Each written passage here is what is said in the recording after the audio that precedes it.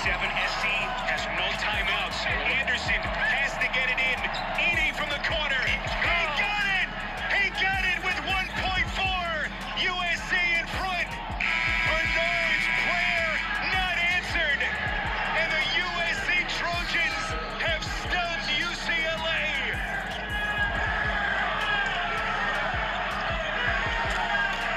Bye-bye. 6 seconds to go, 4 seconds. Matthews around the screen. Matthews step back for the win. He got it! Jonah delivers! Edie left corner three. It's good! Taj knocked it through! USC has taken the lead. 1.4 to go. Half court for Bernard. No good! USC did it again! This time it's Taj Edie! What's going on, dudes and dudettes? And yes, as you can see, USC got the last second shot victory over UCLA once again for their final game of the regular season. Weekend couldn't have started off better than that, but of course Duke had to lose to North Carolina, but we won't talk about those fools right now. So yeah, Taj Edie, I mean, he hit that game winner. Jonah Matthews hit the one last year at USC, but yeah, I've been thinking ever since these past couple weeks, Edie has been a really good transfer for USC. He came from, I don't even remember what school it was. I know it was a small school, but he's definitely a lot better than what anybody ever thought, and I think that's why he's got more playing time over the guys that have been there for quite a bit. And I believe he could play in the NBA. He's gonna get given a chance. The USC point guards usually don't get any chances right away, but once they do, like a Jordan McLaughlin, who's playing right now with Minnesota Timberwolves and doing really good, I think Edie is going to be that next point guard for them, so I'm happy about that. And then they also beat Stanford by like 37 a few days before that too, so that was good to see as well. At least they're back on the right track and hopefully having some momentum going into March Madness. Then USC football got a new 4-star recruit the other day in a tight end from Servite High School, which is like in the OC down here in SoCal. His name is Kenyon Burnett, I believe. I haven't heard his name said out loud before, but yeah, apparently he's one of the top tight ends out here, supposedly very talented. Servite is a really good school. USC has gotten a lot of talented guys from there as well. But yeah, hopefully he is what they believe he is and can help contribute within the near future. And then the 5-year quarterback, it seems like, for USC, Matt Fink, who's been there for a while, had a shot at starting but ended up losing it to younger guys. We kind of assumed he was going to leave this last year, but he ended up not. He did visit a couple schools, but he decided to stay, knowing that it's just a free year for education. And pretty much what he did, he's going to get his master's at the end of this spring session, and then I believe he said he was going to move on according to sources, but don't know exactly if he's going to still play or not. I believe he will. He has enough talent to start anywhere, so we'll see what he can do. And then USC finally finished off their coaching staff, another quality control analyst. He recently was with Vanderbilt, I believe, but he did coach with like BYU, Oklahoma, and he is a SoCal native as well. He's going to be most likely primary with the defensive line, but he's coached CJ Ayu. Hopefully I'm saying that right. It's a nice, cool, fun name to say. It looks cool writing it out too, but yeah, hopefully he can bring some stuff. His last job was in the SEC, which is considered the best conference.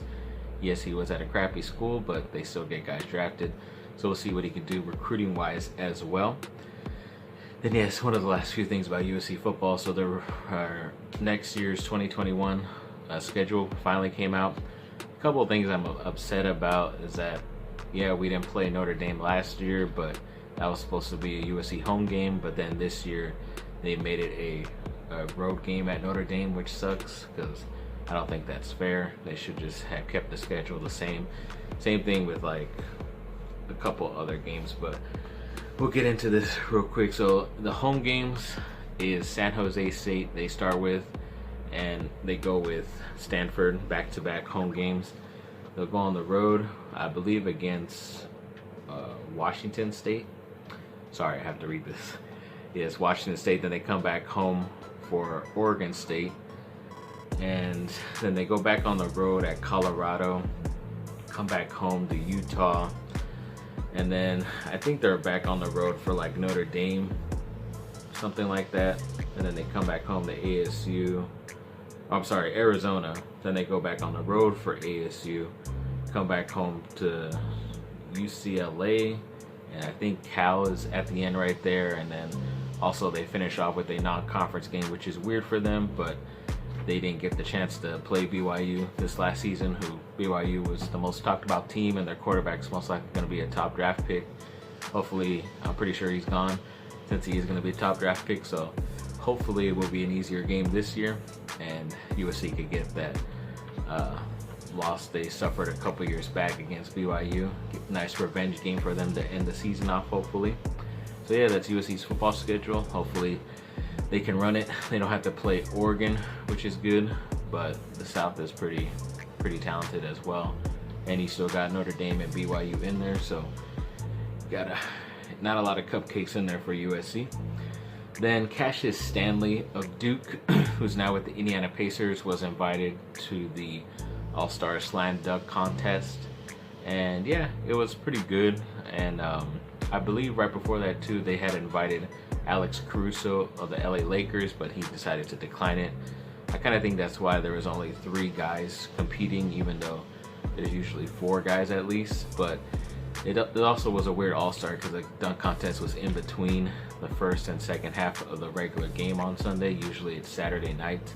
But yeah, it worked out pretty well time-wise. I think you could have everything all in the same day because they even had the skills competition and 3-point competition before the game, and it worked out. So I don't know, we'll see if they keep this version or not, but I don't know. I think Cassius Stanley got robbed, as you can see from a couple of those dunks he had. That second dunk he had to do as a last second thing because he missed what he was trying to do the first 2 times, and he just wanted to get a dunk down, and it still looked pretty awesome with his athleticism. And he started off, so that first dunk, I think people were too afraid to give him a automatic 50, but I mean, if it was like Zach LaVine or Aaron Gordon, the last couple winners, they would have given it to him as a 50. But I don't know, I thought it was BS, and they should have at least given him a shot, because once he kind of was the low man, I think point-wise after the first round, he kind of lost his confidence, and I'm pretty sure that's why he missed the next couple. And yeah, it just sucks. He definitely had one of the better dunks, in my opinion, to start off, but I don't know, hopefully he comes back and gets some redemption, see what he can do.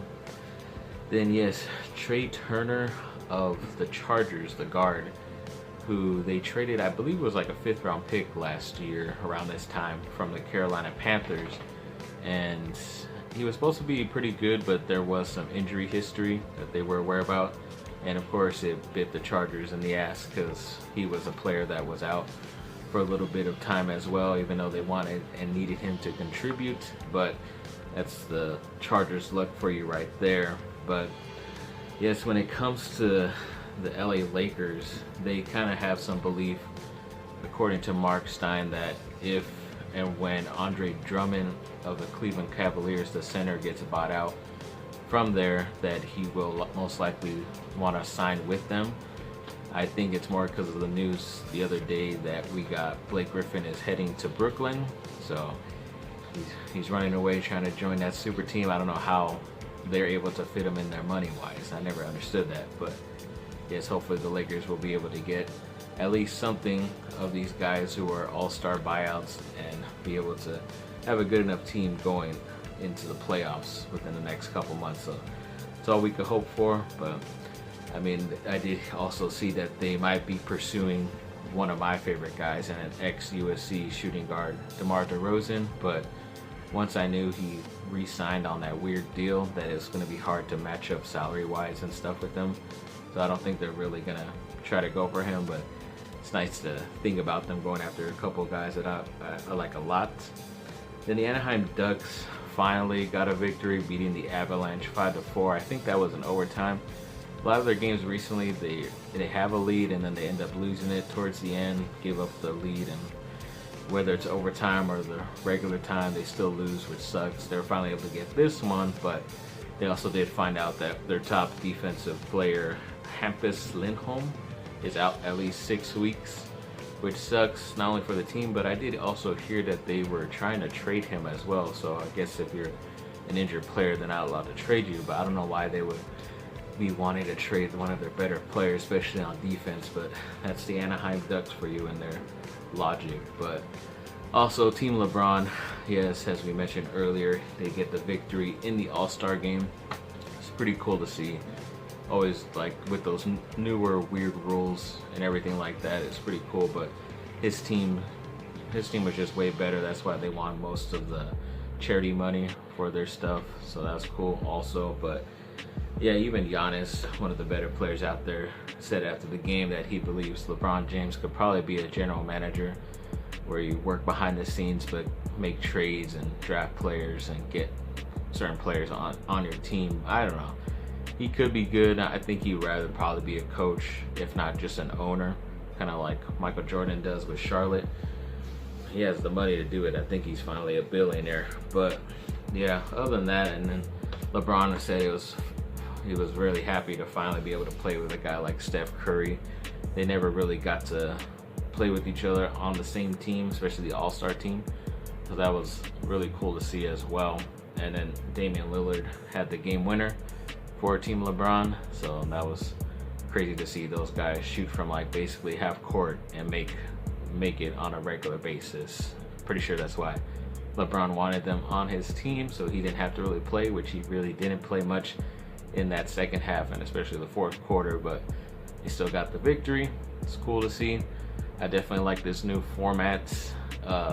Maybe they can do it, but that's why they spread it out over 3 days to make more money and stuff, which is BS. But I think they can do this in just 1 day. It was a little long, but yeah, I still prefer it. So thanks for watching, people. Like and subscribe, comment down below, let me know what y'all think. Have a great rest of your day.